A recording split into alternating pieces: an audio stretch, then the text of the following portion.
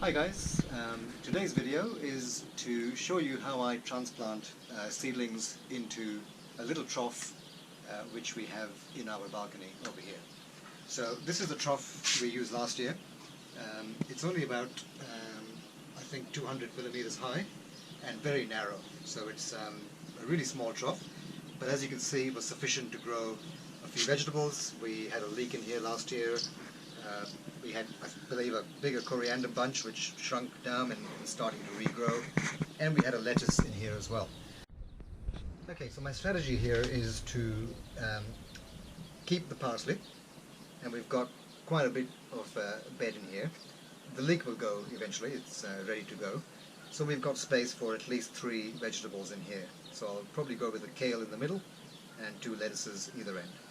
So for this video I will be planting a kale right next to the leek in here, and as it starts to grow up we will just get rid of the leek. Okay, so I'm going to get rid of some of this mulch for a moment, which we had in here from the last year. Now it's really good to mulch your bed, so we had some wood chips which we had from the garden, but you can use dried leaves, you can use some hay, straw, whatever you can get your hands on.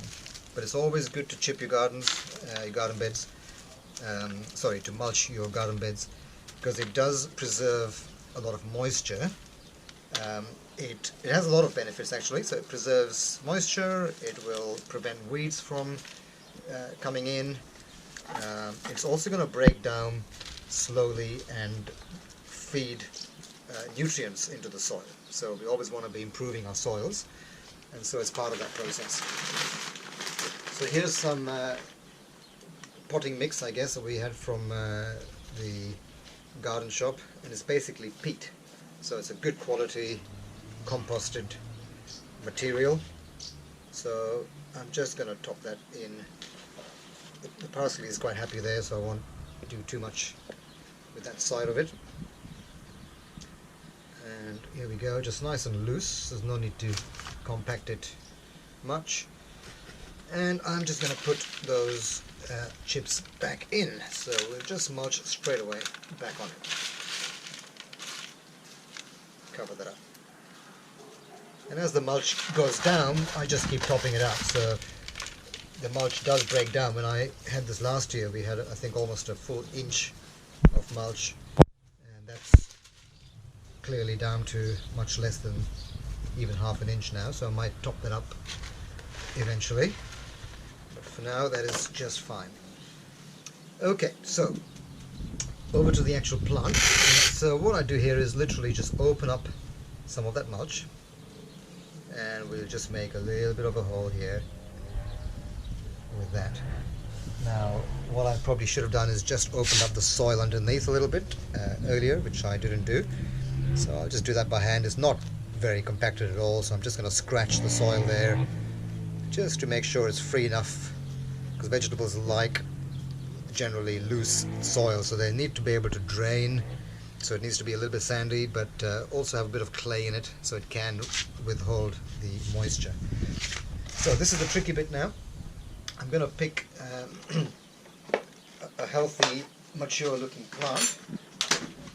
And if you watched my previous video, I do talk about how to know when the seedling is ready for transplanting.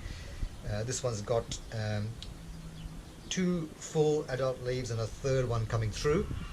Ideally we would wait for about 4 to 6 leaves, but I'm just going to go ahead and do this. I'm sure it's going to be fine.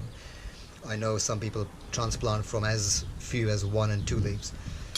So I've never done it with this one before, but I believe we can pop them out by pushing at the bottom here.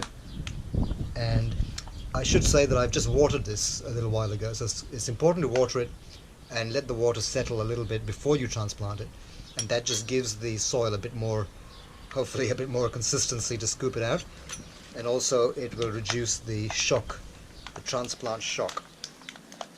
So here we go, I'm scooping it out, and now you can look at the plant here and we can see the roots coming through, but they haven't started to wind around the soil, so they're actually perfect. They've come through and it's absolutely ready for transplanting.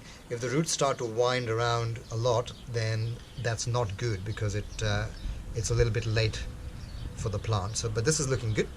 So I'm just going to drop it in there gently, and I'll put that soil back around it. Just be gentle. The plant is very fragile at this stage, so you do have to be quite careful. And then you can just push it down nice and gently, not too strongly, and just cover it around. So just pushing the soil down a little bit so it has a bit of stability, but not to over compress it. And then we'll just put some of that mulch back around the plant. Now you want to take it up to the bottom of these first leaves, these leaves that came out of the seeds. You want to be mulching up to the bottom of those leaves. It's a small plant anyway, so it's pretty obvious, but if it's a tall plant with a long stem, you can go all the way to the bottom of those leaves. And there we have it. I'm just going to sprinkle some water on here. That'll wash off the dirt, and hopefully that's going to be a nice strong kale plant within a few weeks. Okay, bye for now.